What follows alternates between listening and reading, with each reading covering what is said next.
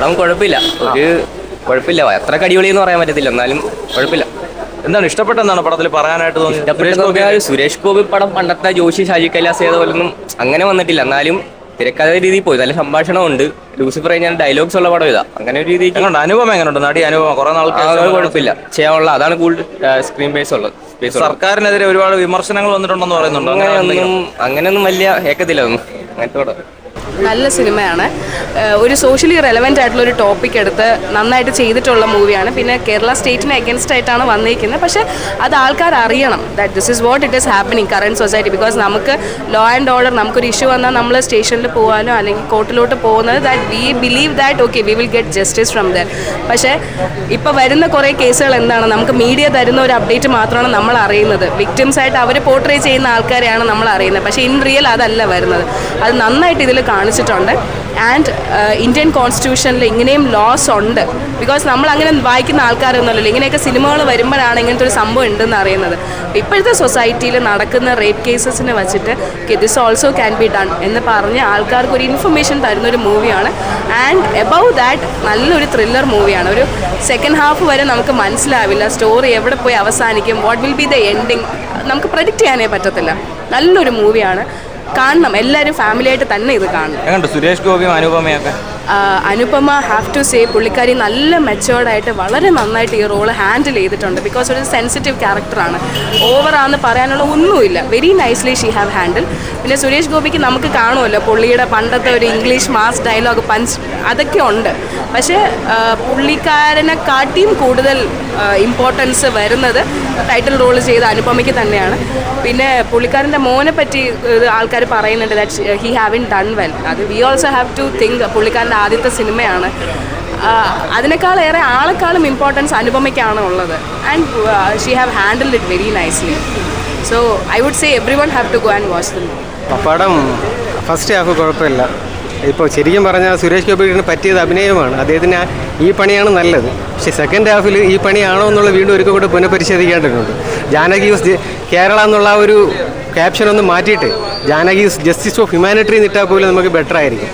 കാരണം അദ്ദേഹം ഈ സെക്കൻഡ് ഹാഫിൽ കേരളത്തിനെ വേറൊരു രീതിയിൽ വളച്ചൊടിക്കാൻ ശ്രമിക്കുന്ന 1-2 പോയിൻറ്റ്സ് ഉണ്ട്. ഇത് കേരളമാണെന്നുള്ളത് ഇവിടെ വിവേകമായി ചിന്തിക്കാനും പ്രവർത്തിക്കാനും ഒക്കെ കഴിവുള്ള ഒരുപാട് നല്ല മനുഷ്യരുള്ളതാണ് ഇവിടെ.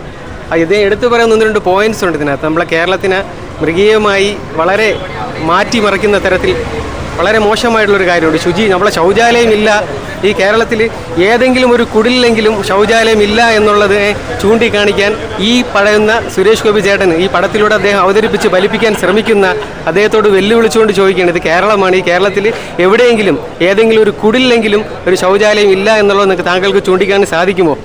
എൻ്റെ ചോദ്യമാണ്. ഈ പടം കാണുന്ന മലയാളികൾ നമ്മൾ വിലയിരുത്തേണ്ടതാണ്.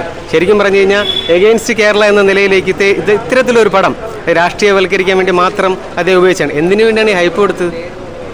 എന്തിനായി വിവാദം? എന്തെല്ലാം തരത്തിൽ പടങ്ങളിലൂടെ വരുന്നുണ്ട്, എന്തിനാ ഹൈപ്പ്? അങ്ങനെ വിവാദത്തിൻ്റെ ആവശ്യമില്ലായിരുന്നു ഒരിക്കലും. കാരണം വിവാദം എന്തിനാ? അവരുടെ പ്ലാൻ എന്താണെന്നറിയാമോ? അപ്പോൾ ഹൈപ്പ് കുറച്ചുകൂടെ കിട്ടിക്കൊണ്ട് ജനങ്ങളുടെ ഇടയിലേക്ക് ഇതൊരു ചോദ്യചിഹ്നമേ മാറട്ടെ എന്നുള്ള നിലയിലേക്കാണ്. പിന്നെ ആക്ഷനൊന്നും ലാലേട്ടൻ അത്ര കാലൊന്നും കൈകാലൊന്നും എടുത്ത് പൊക്കാനുള്ള കപ്പാസിറ്റി ഒന്നും തൽക്കാലം നമ്മൾ സുരേഷ് ഗോപിന് ഇല്ല എന്നുള്ള വിവരം ഇവർക്ക് കൂടെ പറയുകയാണ്. താഴെ ഒരുപാട് കമൻസ് വരും. So most ബിലോഡ് welcome. ഇടുന്ന കമൻസിനോട് വ്യക്തമായിട്ടുള്ള സത്യസന്ധമായിട്ടുള്ള നിലപാടാണ് ഇപ്പോൾ അറിയിക്കുന്നത്. പടം കണ്ടത് നമ്മൾ ആദ്യ ഹാഫ് അംഗീകരിക്കുന്നു, അദ്ദേഹം നല്ല രീതിയിൽ നമ്മൾ സുരേഷ് ഗോപി ചേട്ടൻ്റെ വമ്പൻ തിരിച്ചുവരവ് എന്നുള്ളൊരു വലിയ പ്രതീക്ഷയിലാണ് ഇരുന്നത്. സെക്കൻഡ് ഹാഫ് അത് എവിടത്തോളം കൊണ്ട് എത്തിക്കുമെന്ന് നോക്കുമ്പോഴാണ് നമ്മളെ ബഹുമാനപ്പെട്ട കേരളത്തിനെ അപമാനിക്കുന്ന തരത്തിലേക്കുള്ള ശൗചാലയത്തിൻ്റെ ഒരു വിഷയം എടുത്തിട്ടത്.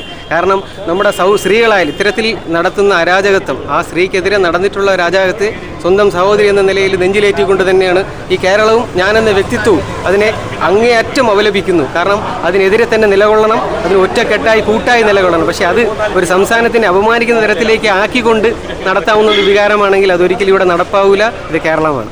നല്ല സിനിമയാണ് എന്ന് പറയുമ്പോൾ നല്ലൊരു ഇൻവെസ്റ്റിഗേഷൻ അല്ലെങ്കിൽ നല്ലൊരു കോർട്ട് റൂം ഡ്രാമയെന്ന് വേണമെങ്കിൽ പറയാം. പിന്നെ നമുക്ക് ഒരു ലാഗുമില്ല, വളരെ നന്നായിട്ട് ചെയ്തിട്ടുണ്ട്. സിനിമയുടെ ബാക്ക്ഗ്രൗണ്ട് മ്യൂസിക് വളരെ നല്ല ബാക്ക്ഗ്രൗണ്ട് മ്യൂസിക് ഉണ്ട്. പിന്നെ തിരക്കഥ ഒരു പഴുതില്ലാത്ത തിരക്കഥയുണ്ട്.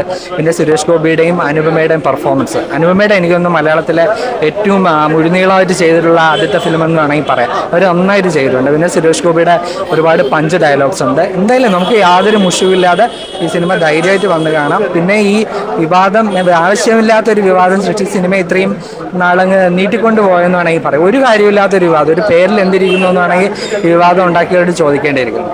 അത്രയ്ക്ക് നല്ലൊരു മൂവി, ധൈര്യമായിട്ട് പോയി. അങ്ങനെയൊന്നുമില്ല, ചിലപ്പോൾ അങ്ങനെ ചിന്തിച്ച് എന്താണെന്ന് അറിയാൻ വേണ്ടി പലരും കയറുന്നുണ്ടായിരിക്കാം.